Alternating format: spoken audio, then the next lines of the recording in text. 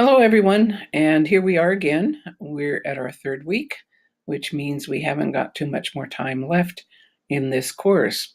I appreciate all the work you are doing and especially your lively conversations in the forum discussions.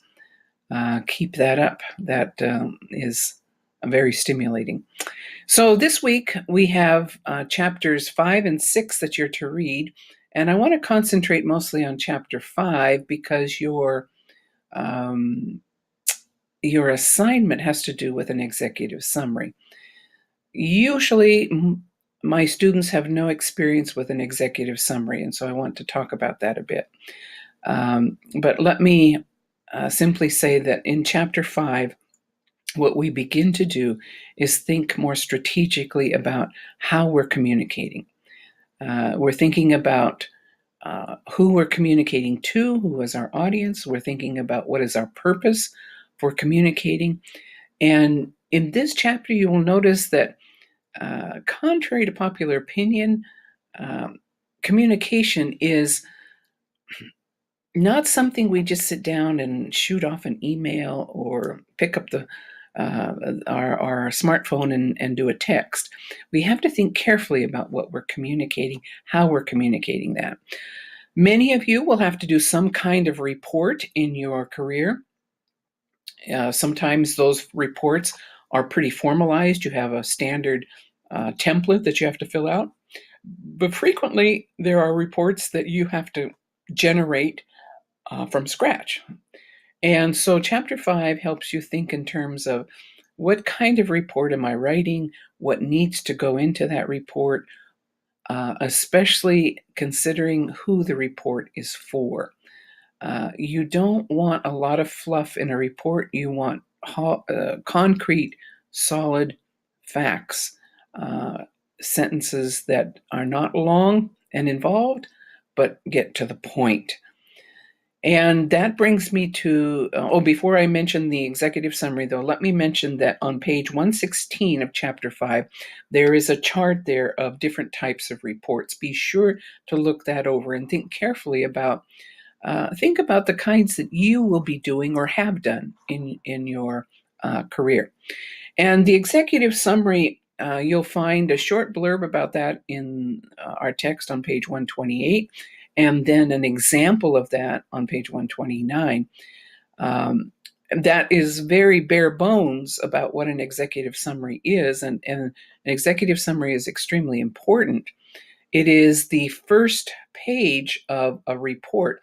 Generally, the executive summary is the idea that when a committee meets, they don't all have time to have either read the report ahead of time or sit down and read the report at that moment. So the executive summary is designed to give people present who have to make decisions, to give them an adequate amount of information with a recommendation, so that they can, it's a summary of what's in the report and what is being recommended.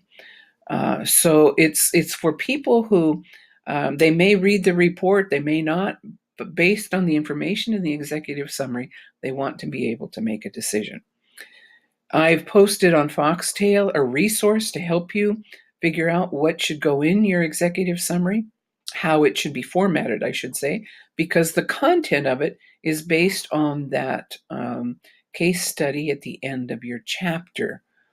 And so be sure and look that over. You can check other internet sources to find out more about an executive summary.